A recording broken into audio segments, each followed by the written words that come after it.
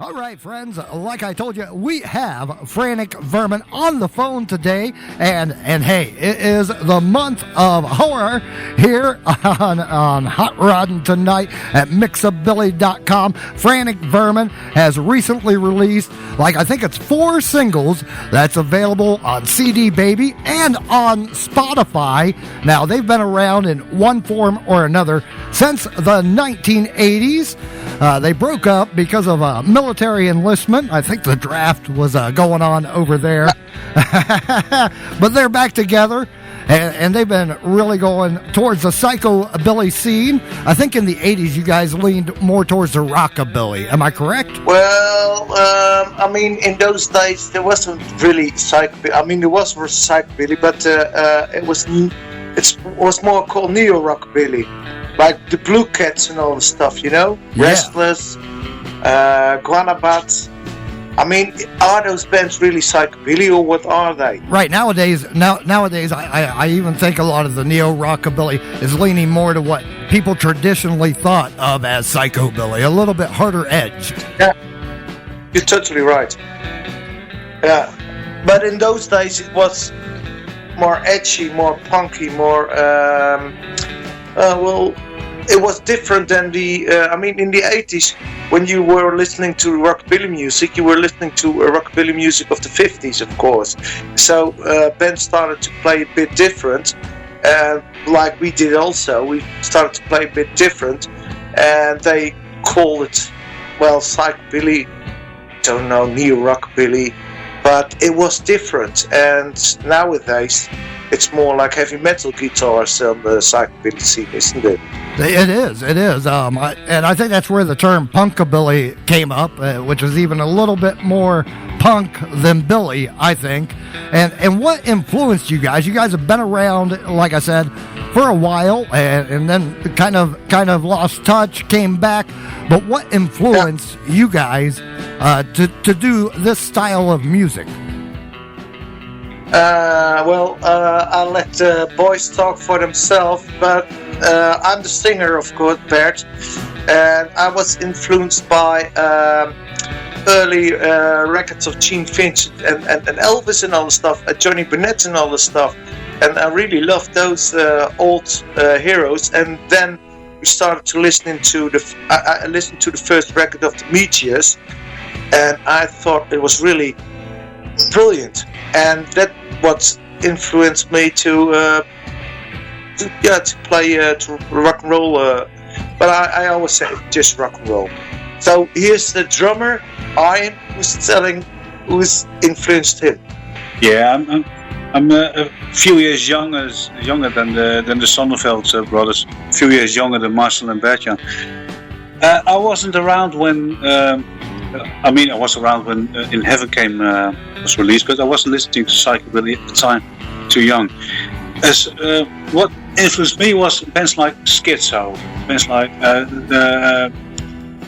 Dormant in a Way, Frenzy, but especially Schizo, the Terminal Damage album, that did it for me, and Numbskull's Psychophobia album, the faster, harder stuff. And then I started listening back to bands like Restless, Guanabes, etc. And so that's basically my story. And now Marcel, the little brother, my little brother, double bass player. So I started off also with Gene Vincent and Johnny Bennett for Johnny Bennett and the Rock and Roll Trio. Let's be honest, not the later Johnny Bennett who played whatever. Those were the big influences at the starting point, and then came also the Meteors and. We also, when the first record came out of Batmobile, that's a Dutch band, and for that we had Archie. That's also a great Dutch band. If you have it, play it. But if you have Batmobile, but the first record that came out was like a mind opener, but blast. It was exceptional. I thought for Dutch band being we only knew the Blue Cats and all those English bands, and then we had the big band from the Netherlands, which is Batmobile. But we in those days I think we leaned more towards Restless and that kind of neo-rockabilly than actually to the Psychobilly of the Meteors. But hey, Yeah, we Whatever, call it a bit psychobilly. We didn't call it the rockabilly. But in those days, everybody had a record. And those records, if you listen to the early records of Guanapods and Restless and all those bands that are currently branded as the 80s psycho, if you listen to those records, those were very varied records. They had blues in it, they had rockabilly in it, rock and roll, and some psycho numbers. But it was a mix of everything more or less. In those days, everything was possible. And even still headlining everything. Right, and right on your website, franticvermin.com, for all our listeners out there, you guys even list yourself as Rockabilly, Psychobilly, rhythm and blues, fast country and western, and a bit of ska. So you guys are just a bit of a mix of everything, and I love the old Gene Benson and Johnny Burnett. I obviously enjoy the Meteors. Schizo is also a great band. Great influences that obviously you guys have taken from. Obviously built your own sound throughout time. And how do you think, now that you've seen the scene in the 80s, when you were on the record label, what was that record label again? It was a record label. It was done by punkers. Volunteers, more or less. Punkers and all that stuff. In those days, it was more... Well, to show what can be done if you have a couple of bands that are dedicated, a team that's dedicated, you can make your own record without a record company. That was the whole idea. Right. Well, my point is, being together in the 80s, long before the internet became a thing, how do you think the music has grown? How has it gotten better with you guys being able to use mass media outlets like right here on Mixabilly.com or Spotify, CD Baby? How do you think the internet has changed the scene? Well, I think you still have to deliver the goods, whether you got internet or not. If you got all the social media at hand, but you play shit music, you don't get anywhere. Yeah. You know, if you know what I mean. I do. Well, you know what the difference is? Nowadays, the difference is, in the old days, you didn't have all that stuff, what you're talking about. And then you have to look for the good bands, the great bands. And nowadays, there's so much on the internet, so much on everywhere that a Dutch saying is, you can't see the trees because of the wood, what's in front of it. And that's it. There's so much. So does it make it better on the internet, Spotify? I think your things like your program make it better because people are listening to your program and maybe they get interested in it. Yeah. But if we tell it on our side, we have a couple of friends who.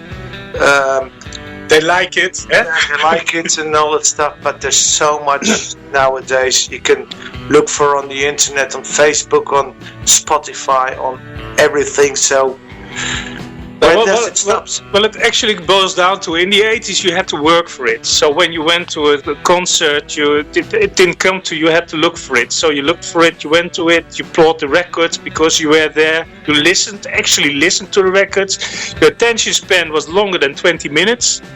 So you were involved. You were psycho. And nowadays it's like you listen to something like 5 seconds and then you skip on to the next one. And nowadays I just wondered if the bands that are popular now because they had hit records, they had records in the 80s, would be popular now if they didn't have a record in the 80s.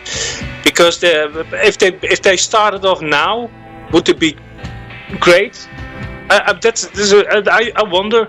And what we see in the Netherlands, which is a problem of the Netherlands, of course, not in I don't know how it is in the States. In the 80s, we had the Rock House, that was a record label that brought out neo rockabilly and some early psychobilly and stuff.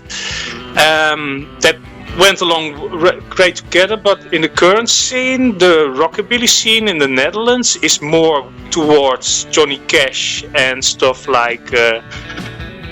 No offense. Johnny Cash is good, but that's called rockabilly, and psychobilly is some heavy metal with the double bass. And that's then the Psychobilly scene, and anything in between is a bit frowned upon. But yeah. Okay. Well, and there we are in between. I understand, and I'll tell you one thing that I'm a big supporter of is I tell people, if you like this kind of music, or if you like one of the bands you hear on the show, like Frantic Vermin, you should go out and see one of their shows, purchase one of their CDs or albums, whatever they have with them to help support the band. Singles. Because that's really the way you're going to make money. You're not making money on selling a 99-cent track off CD Baby. I mean, it's great to have out there, but it's not where you're making your money. No, exactly. Exactly. The way we work like this, we invested money in a recording, and the money we earn. Yeah, exactly. And we generated money by playing gigs. We generate money by playing gigs, put that into merchandise and recordings, record a few songs. Luckily, Guido from Crazy Love Records has released a 7-inch single just a few weeks ago from us, and we get to sell those. A percentage of those of the pressings we get to sell for our own, and all the money we make by selling those records we put back into recording, and so forth and so further. So in the end, it boils down to the fact that we pay. We have all jobs that pay for a hobby, which is playing in Frantic Vermin. Exactly. I mean, a lot of people, if these kids today want to get into playing rockabilly or psychobilly music, you're probably going to want to keep your regular job and, do it because you love the music. This is not a get-rich-quick type of genre. Absolutely not. Never has been. I mean, maybe the bands in the 1980s could, and the labels could earn a decent living out of it, but maybe only for a few years. But then again, it's don't give up your day jobs kind of thing. Yeah. I mean, there's only one guy I know of who's getting rich of playing rockabilly and all that stuff. Is Brian Setzer, of course. Actually, with the Stray Cats, it just came out with their new CD 40, and they actually had to go over to Britain to gain that popularity because rockabilly has kind of declined in the United States at that time. Of course, that's where the true rockabilly started in America. There's no denying about the fact that rockabilly and rock and roll and everything started in the States. It's a bit sad what the heritage then, how they upkept the heritage more or less. It's the same story. We sold all the great American music. We sold it back to the US. There's a funny story about Hank Mitchell, and he played jungle rock. I mean, I don't know if you ever heard jungle rock. Of course, everyone knows jungle rock. I sure do. But it's a very funny story because in 1976, 77 or something, they started to play jungle rock in Holland on the radios, and then he had to move over to Holland. To do a television show, and it went to #1 or something, jungle rock, and no one. He even stopped with playing in a band and all the stuff because there was no money in it, and then he started to be world famous with that song. And no one in the 50s heard about that song Jungle Rock, of course, but he was made famous in the 70s. And that's a very funny story because he even didn't knew what's happening in Holland over here, and later on in England and the rest of Europe. So that's one of those guys. He made a song in the 50s who was made famous in the 70s. It's unbelievable. It's just. I really love that story about him. What's really crazy is back in the rock and roll boom days of the 1950s, every small town opened up a recording label because they all wanted to have the next Elvis Presley or Johnny Cash. What has happened throughout time, even these smaller independent labels, their underground rockabilly, their local rockabilly scene. A lot of those lost recordings or local recordings that might have been played on local radio have been rediscovered and repressed, and people have discovered them that way throughout time, even though back when it was originally recorded, it never got more than like regional success. I think that there was a guy in Germany, also some guys in England, who were asking for all those old records, and they made in the 70s, 80s, they put them again on vinyl, and they started to get those old obscure rockabilly music from the 50s, started to put it on the, and then it was famous again in the 80s, because we all know what happened in the 80s. You got Teddy Boys in the 70s, 60s, and 50s in England. They always loved rock and roll, even when Gene Vincent wasn't loved anymore in America. They still loved. He was a great hero in England until the moment that he died, I think. But it's good music. But I never say we play rockabilly. I never say we play. I just say we play rock and roll. But we play rock and roll with a double bass. We play rock and roll with a drum. We play rock and roll with a guitar. And we play our own songs. We don't try to cover songs and all that stuff. Sometimes we do cover songs when we have to play live. So, Eric? Yeah, and I say that's one thing about our show. You know, we're on Mixabilly. We say it's a rockabilly, psychobilly, a mix of everything show, but it's mainly a rock and roll show. I will throw in a punk rock song. There might be a metal song that hits every now and then. Why? Because it fits into the groove of what we're playing. Yeah, so it is a rock and roll show. Yeah. Well, that's a good thing, because there's more than only. I mean, rock and roll is the feeling. It's just wild. You know what I mean? It just rock and roll. Playing rock and roll, it gives you a good feeling. I mean, I even like Status Quo and AC/DC and all this stuff. I mean, they got rhythm. They got something, and when they start to play, I mean, some people say I don't like it, but they start tapping their feet on the ground, and then you know it's good. Recently, only yesterday actually, I read an interview with the guitar player from Dementor Ago, and he said it doesn't matter where you take your influences from.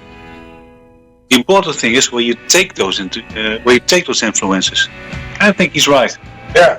Well, right. It's a love of music. Yeah. Playing rock and roll. I mean, it's going to work out two ways, you know. You take your influences, you try to mix them into what you want to do, and either it's going to sound good or it's going to sound like shit. If it sounds like shit, we're probably not going to play it. Once you find what clicks, go with it. You know, make it your thing. Yeah, we normally take the thing that we like the most is the thing we like to play. It sounds stupid, but it's like even the last song that we put on record was a German. We are Dutch, so we are not German, but we wanted to play. We were in a studio, and my brother had made something that he said this is a waltz, and we had to do something, so we wrote together the lyrics, and I wanted to have some feeling like I wanted to have some Rammstein in it, because that's how that music felt, and then ordinarily you come to some German text, and before you know it, you have a German song in your repertoire. Right. And we really like playing that song, and because we also a lot in Germany nowadays, that's also helpful. And it made the final from a German record company though. But how was that pronounced again? Mach mal auf. Mach mal auf. Please open up, honey. Open up, honey. It's about a drunk guy banging on the door of his own home. You know, and his wife wouldn't let him in because he's drunk because he's drunk again. It's just taken out of life, more or less. Exactly, and we have that video linked on our videos page at mixabilly.com. You can watch the official music video for that right there on our website. You guys might not have known I put it up there, but it is on our vast playlist of music videos. Oh, well, thanks for doing that. Thanks for doing that, yeah. And it's all home production. It's all done by Frantic Vermin through Frantic Vermin and with Frantic Vermin. I like to pull surprises on these bands. We got that music video on our website, music videos at mixabilly.com, and they got another excellent track out. This week, we're actually focusing on serial killers and crazy stalkers. So right now, we're going to tune up a track that just came out, available on CD Baby, Spotify. It's called Bundy's Beetle. It's by Frantic Vermin. Turn this one up.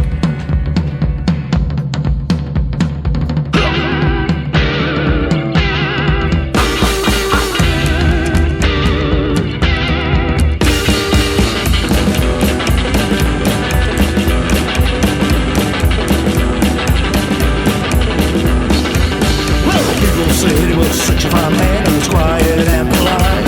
Dating and a cool body of a man inside. To that he was a neighbor or even a good friend. Sure, he had his funny thing, but who did you might ask? And no one would expect to the killer in his talented young man. Well, full of jokes and good suggestions, no better than a hand. I went like that to do things they never understand. Your neighborhood was shocked when the cops arrested at home. Except exclusive from the cars, you claim she's always known. And no one was respected and a killer in his nice and gentleman. When Bundy Beetle arrived, the girl was gonna die. A mutilated body parts is all he left behind. And Bundy Beetle arrived, losers arrived. A mutilated body parts will leave it behind.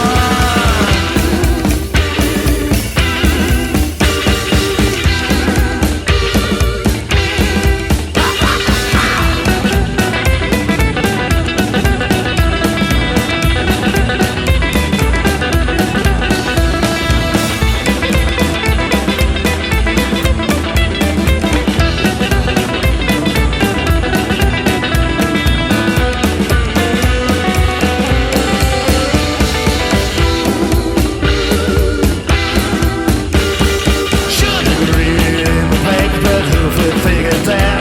The charming man from down the block could be that psychopath. So let it be a warning, 'cause for all you know, the next psycho killer might be living right next door.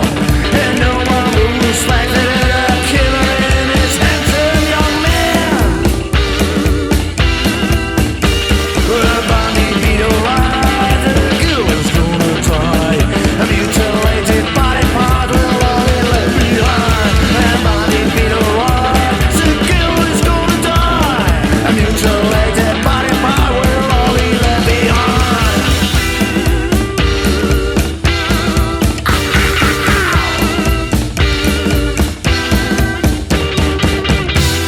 A great song right there, Bundy's Beetle. Now that's the B-side of an album that's available right now. I believe that's a vinyl, correct, guys?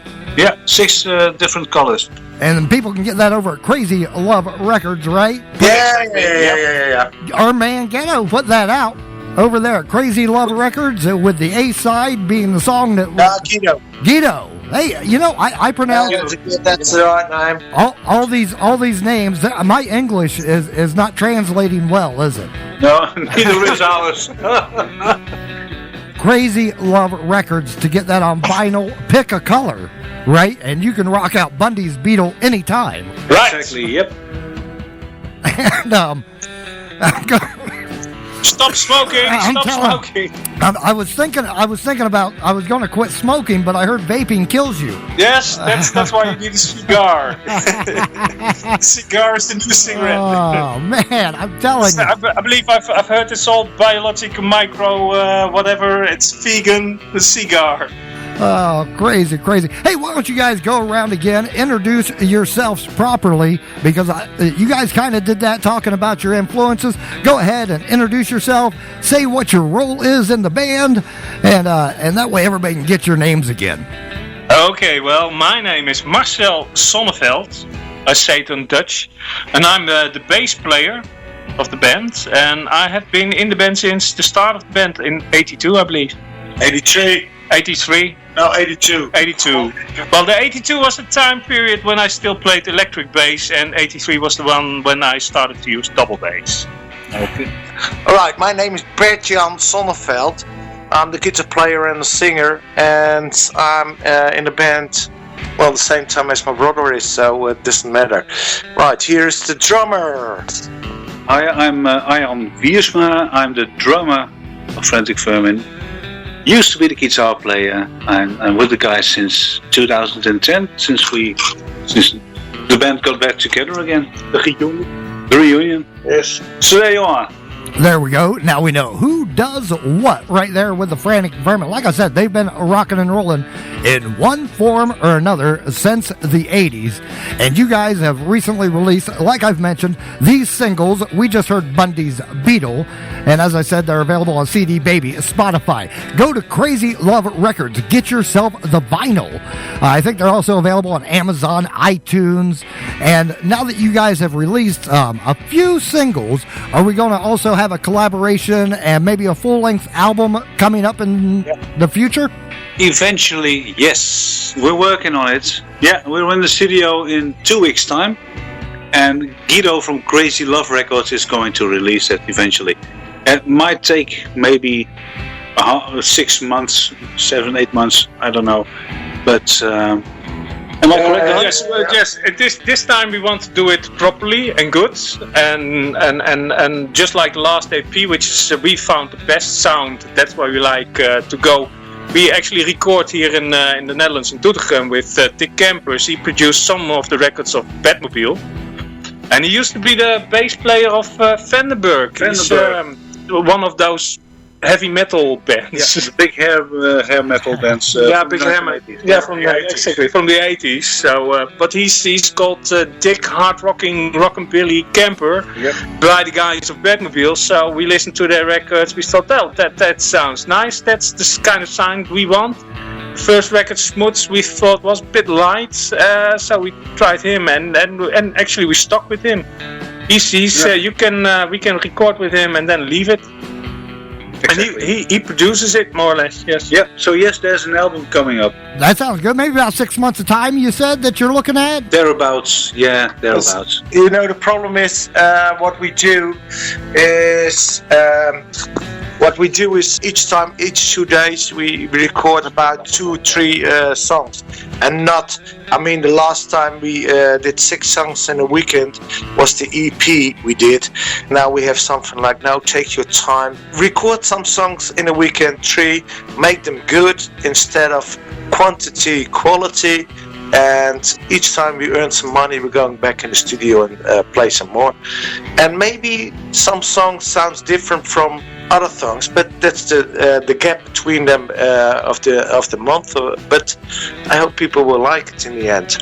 Not only that, it's also we actually now want to have one record that incorporates the idea, the feel of the 80s, where you actually had, like I said, the Guanabots, you had all kinds of different music on one record, and that's what we like. We want a good song, good produced, actually worth time, and then put on the record. And if one is a country song and the other one is a psychobilly song and one sounds like blues, it's all Frantic Vermin. And hey, we appreciate bands like you that are keeping rock and roll music alive. You guys are a quality band. Everything I've heard from you, we enjoy spinning your music here on Hot Roddin tonight. Now, on the day that this interview will air, you guys are doing a show, Psychobilly Kicks Back at the Underground in Germany. That's a big show. Now, this is the second event of Psychobilly Kicks Back, giving back to fight cancer. Is this the first time that you guys have been in this event? On this event, we are, yes. Yeah, we visited the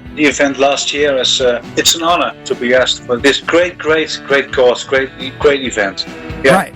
It's the old drummer. No, it's not the old drummer. It's the drummer of the Ricochet. Yeah, and that's sorry. Just go on. Yeah. Sorry. No, it's all right. I was just letting our German listeners know that if you're in the area close to the underground, Psychobilly Kicks Back is going on. It's a 2-day event, I believe. A lot of great Psychobilly, Rockabilly bands are there, and of course, it goes to help fight cancer. So it's a good event, and I'm glad that the Frantic Vermin is invited to that event. So something to look out for if you're in the area. Get a train, go over there, and check out some great Psychobilly music live. Right, guys? It's only a few tickets. It's almost sold out, I've heard. It's only a few tickets available. It's a limited venue. Yeah. The bands, the venue, technicians, the sound people, everybody does it for free just to gain as much money for the fight against cancer as possible. Yeah, I just wanted people to know that we're not all crazy out here just singing bloody killer songs. We also care about issues, you know. Yeah, we did. And we smoke and we drink. That's the end of the story. Yeah. Right. Talk about fighting cancer. You can do something at home. Stop smoking. Well, sorry, my brother stopped smoking About a year ago, and I'm obnoxious about it. Yeah. I'm telling you, now he's one of those guys, huh? He's one of those guys. No, I'm not one of those guys. But if you want to fight cancer, start at home. Exactly. Actually, the best advice is probably never to start smoking. That's the best advice. And don't drive cars. Don't step into planes. Just stay home. Just stay home and lock yourself away and listen to Mixabilly.com. We have the Frantic That's right. Vermin. Yeah. Might save your life. That might save your life. If it doesn't save your life, it might drive you a little nutty, but that's all right. Now, guys, we are going to wrap this up. I said we were celebrating stalkers and killers and everything, being October. You guys had a great suggestion of one of your songs to play. And what was that one? The Daleks. The Daleks. The Daleks. I really like That's more for the Daleks. science fiction week. No, but those are also killers. If you want killers, Daleks are also killers. Yes, that's true. The Daleks off of Right Now? Yes. That's the one we're going to play. You see, these guys are easy to get along with. We're making them happy right here on Mixabilly.com. This is off of Right Now, available on CD Baby. You can get it right now. They're the Frantic Vermin playing you mad music right here on Hot Roddin' tonight.